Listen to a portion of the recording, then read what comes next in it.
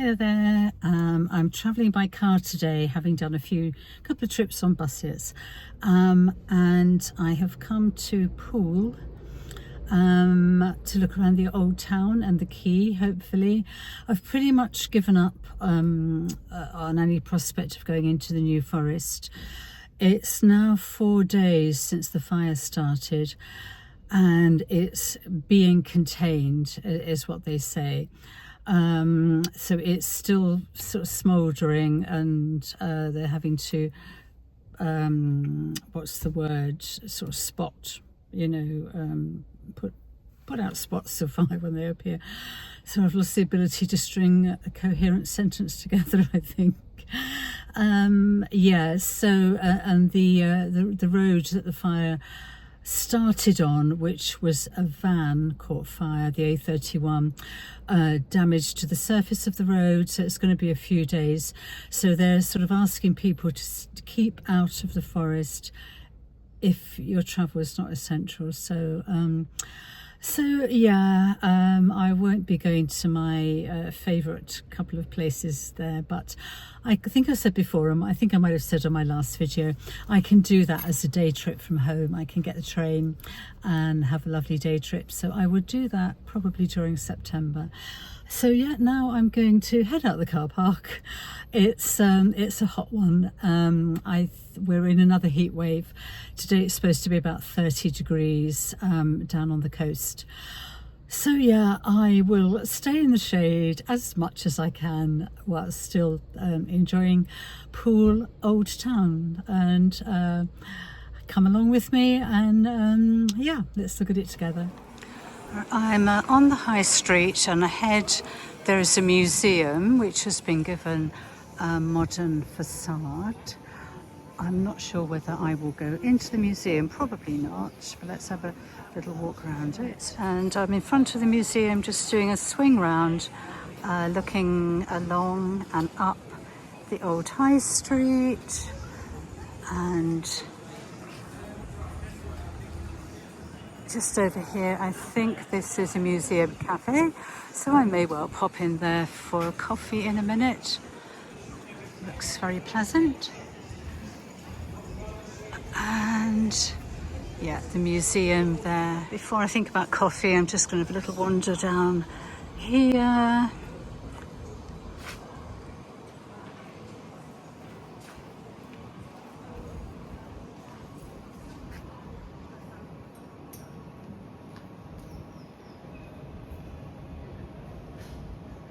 Plenty of pubs around. The museum is free entry, which is always good.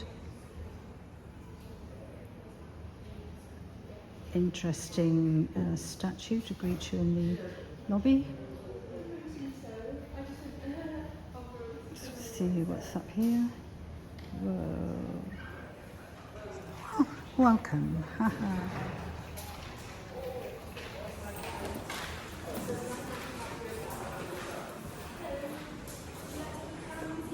Right, well, it turns out that the cafe is actually the building that I was looking for. It's a medieval, mid-15th, 16th century building, obviously completely restored.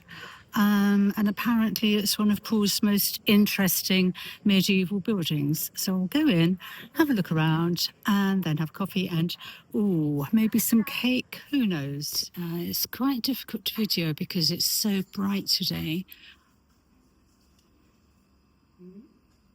It's like a little courtyard, and there's a garden as well. So I'm going to head up the stairs and see where that takes us.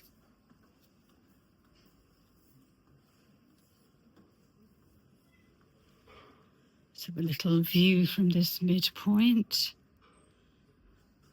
It certainly looks like it's been beautifully restored.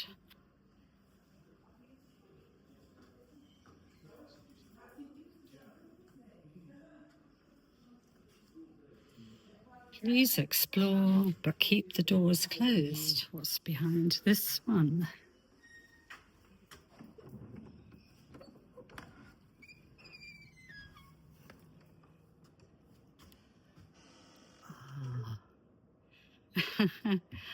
This is just fantastic. Right, but it shut that door behind me.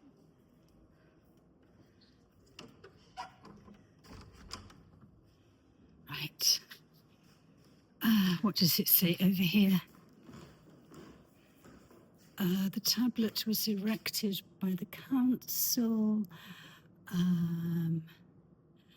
So it's basically their untiring efforts in the discovery of this ancient building inspired the commencement of its restoration in 1954. That's good to know.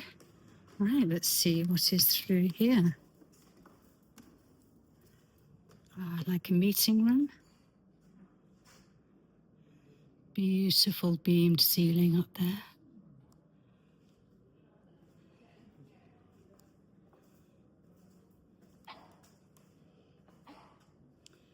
And a sort of presentation room.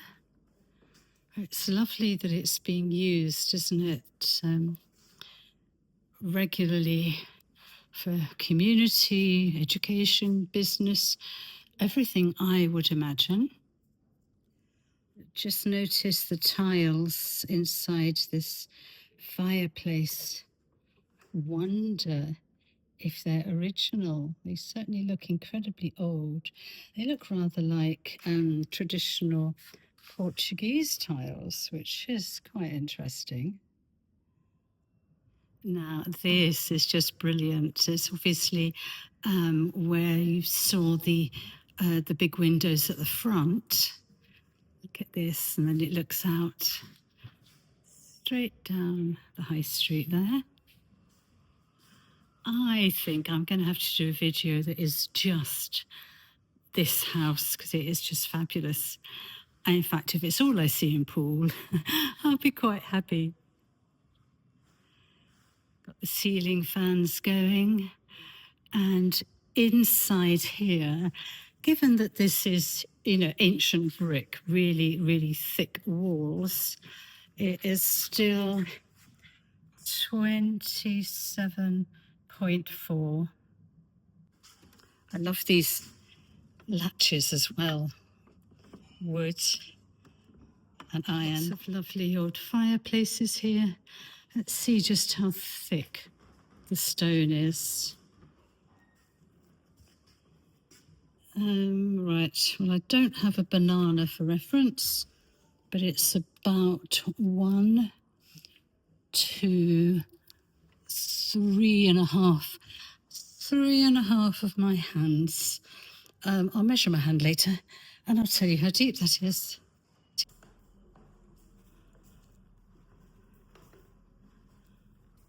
This looks like an original window.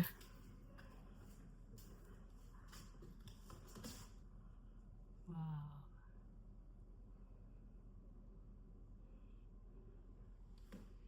Incredibly old wood. Fireplace, lots of fireplaces in here, which I'm sure you would need. Right, so that window there looks like it might be about, no, it's bigger than that, so no, that wouldn't have fitted in there. I'm really loving this. So glad that I came here first, because as I said, if I don't see anything else, I'll be perfectly happy to have seen this. Right, so I sort of lost my bearings a bit as I went through a door that I'm not sure I was supposed to go through. I think, yeah, I'm back round in one of the rooms I originally started from, but from the other end. So I'm going to go back out and see if I've missed anything on the top. Okay, back at the top of the stairs. So I'm inclined to think that I've been through that door and that door and back around. I'm inclined to think this will probably take me into a bit I've already been into, through a circle. Another lovely, lovely iron handle.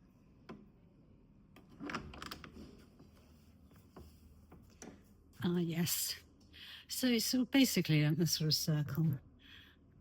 It's just gorgeous. So now I'm going to go back down the stairs and get my bearings. Look at the gorgeous gardens. So yeah, we'll head down here. There is a lift for anybody who needs the accessibility. Right, so information table here, and you can actually scan a QR code to learn about the history. So I will do that, probably to read later. And here we have the history. Okay, let's take a look at the garden.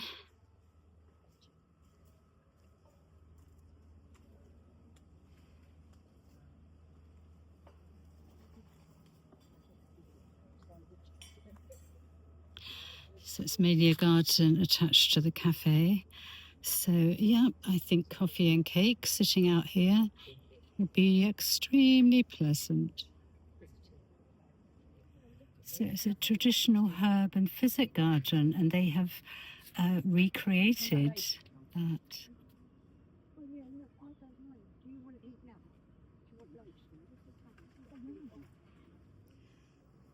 So we have some plants for culinary use, like heart ease there. Primula, which is anti-inflammatory, respiratory infections. Sweet woodruff.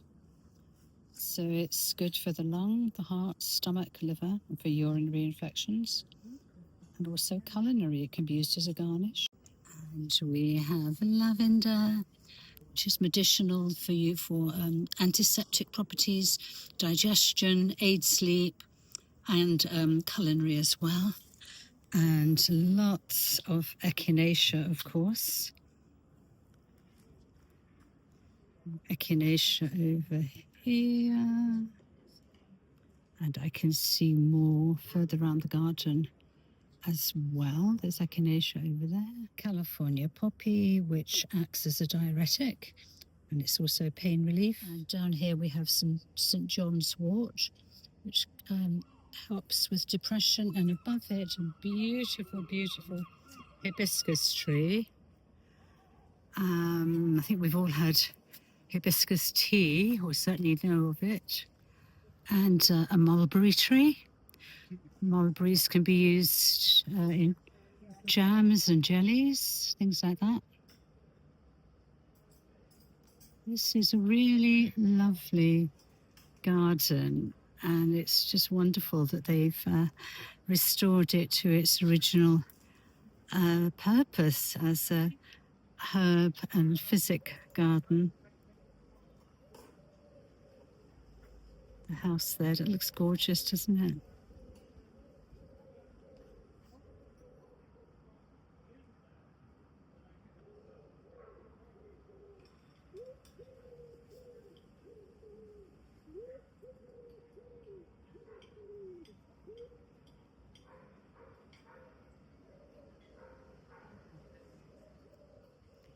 Well, this has been a lovely surprise. I wasn't expecting this. It's the old versus the new. I have ended up coming into Poole Museum. It's free of charge, and it's actually excellent. So if you're down here, it's well worth a visit. So it's all about the maritime history, the shipwrecks, the trade, everything you'd expect of a harbour town, really. But yeah, it's well worth visiting.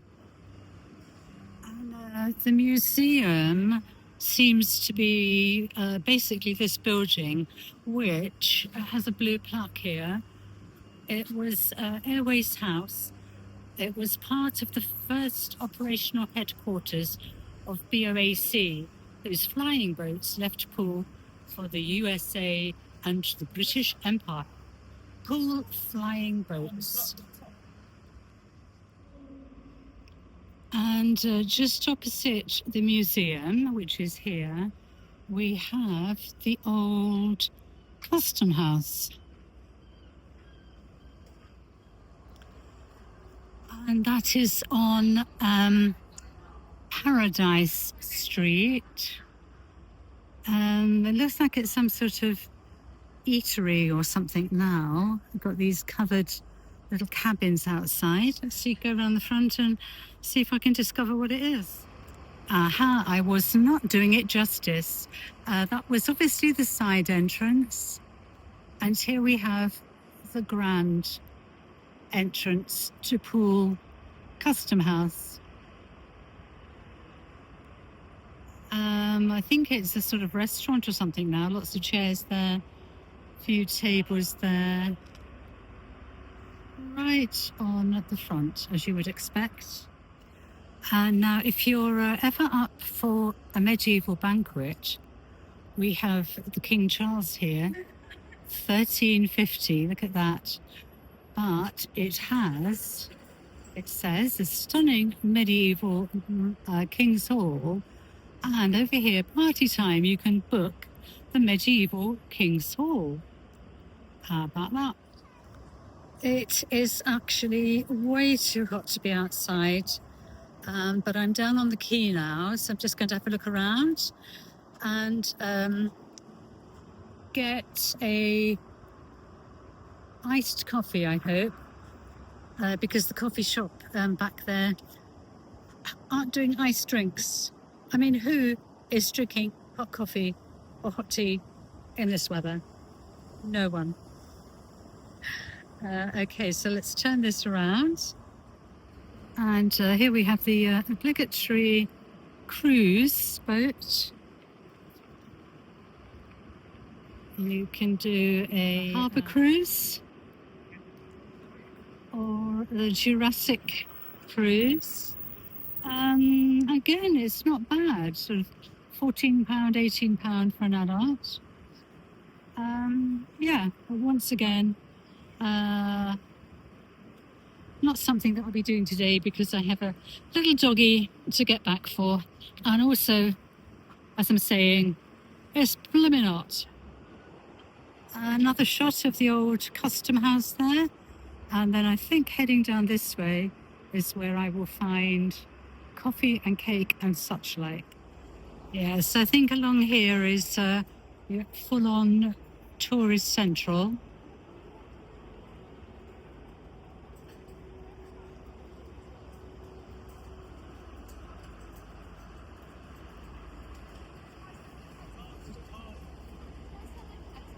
Much as you'd expect, really.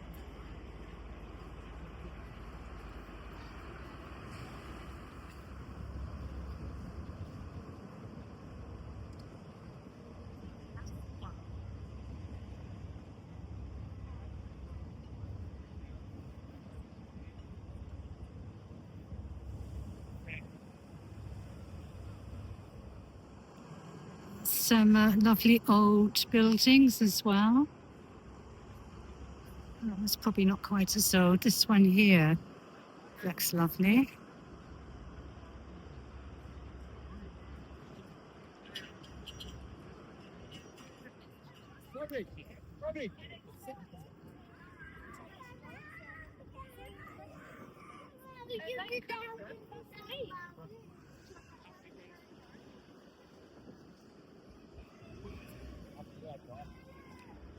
It's quite hazy, so I'm not sure how much will get picked up of the view from the front.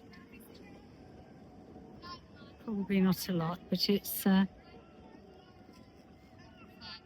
very attractive.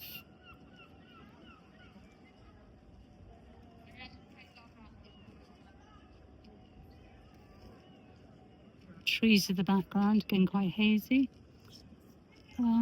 Yeah. Thankfully, there is a decent breeze, but even so, the sun is scorching, so I am probably going to be calling it a day. Still in search of that elusive iced coffee. Poole, what is it with you? No iced coffee. I'm going to have to go somewhere like Cafe Nero again, aren't I? Okay, Poole, I take it back. I have found somewhere with iced coffee. And Earl Grey and blackcurrant cake. and a nice venue, and I am sitting inside. It was just too hot to be outside. I'll show you the venue.